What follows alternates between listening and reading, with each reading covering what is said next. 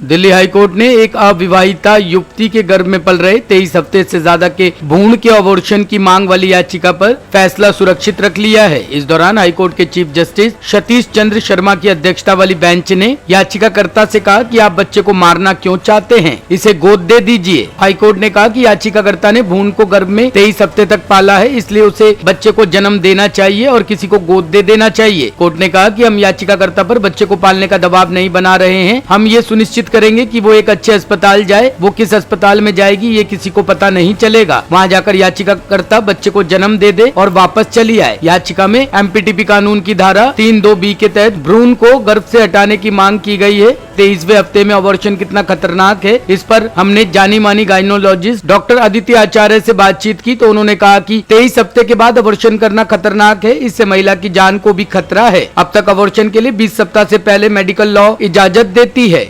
के जो abortion law था उसके अनुसार हम 20 हफ्ते तक का ही गर्भ जो है उसे गिरा सकते थे। तो यह बहुत सोच समझ के रखा गया टाइम था, क्योंकि 20 हफ्ते में बच्चेदानी का गर्भाशय का जो मुंह है उसे खुलने में आसानी होती है।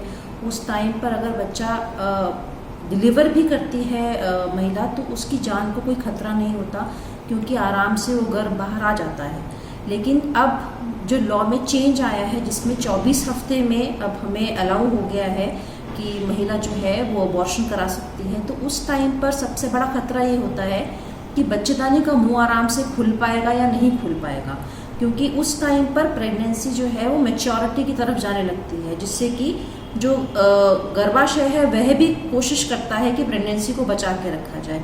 तो उस टाइम पर ऐसा भी पॉसिबल है कि हमको ऑपरेशन करके बच्चा निकालना पड़े और नॉर्मल तरीके से जो है वो डिलीवरी ना हो पाए, बच्चेदानी का मुंह ना खुल पाए, और अगर खुले भी तो उस टाइम पर बच्चेदानी तैयार नहीं होती बच्चा निकालने के लिए।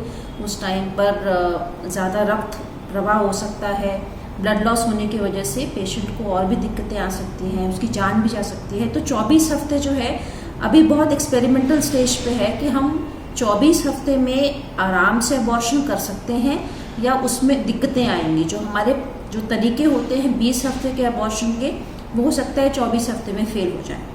तो क्या लगता है मैम, जिस हिसाब से सुप्रीम कोर्ट में एक याचिका भी दायर किया गया है कि जिसमें 24 हफ्ते के अंदर अबॉर्शन करवाने के लिए किया गया, इसमें क्या कहना चाहेंगे आप?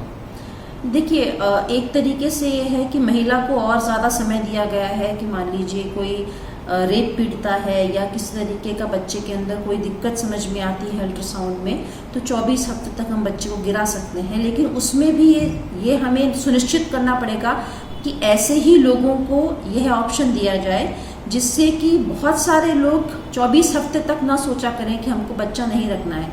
सिर्फ उन्हीं लोगों के लिए यह ऑप्शन रखा जाए जो रेप पीड़िता हैं या जिनके बच्चों के अंदर कोई कंजेनिटल एनोमली है जिसको गिराना अनिवार्य है, और जिससे होने से अगर बच्चा उस एनोमली को लेके पैदा होता है तो वह आगे जीवन में सर्वाइव नहीं कर पाएगा।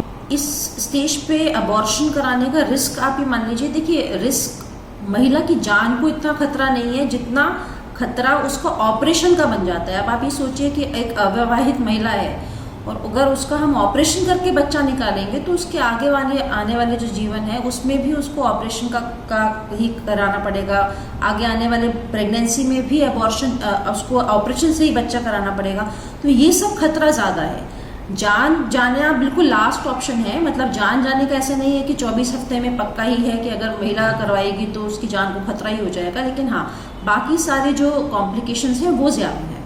मैम, क्या लगता है जिस हिसाब से अबॉर्शन के लिए जो बात करा जा रहा है, अगर ठीक है अबॉर्शन नहीं करवा के अगर आप बच्चे कर किसी को गोद दे दें या किसी को ज़रूरत है, उसको क्या कहना चाहेंगे?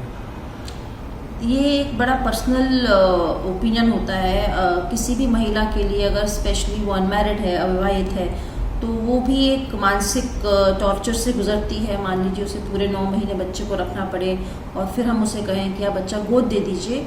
हाँ, अविवाहित स्त्री के लिए समाज में वो अभी तक हमारे समाज में एक्सेप्टेंस नहीं है कि अनमैरिड लड़की जो है वो माँ बन रही है, तो उसको वो सब टॉर्चर भी सहना पड़ता है, इमोशनल टॉर्चर भी होता है। फिर अपने बच्चे को किसी और को देना भी इतना आसान नहीं होता। टॉप स्टोरी ब्यूरो के लिए दिल्ली से रवि डालमिया की रिपोर्ट।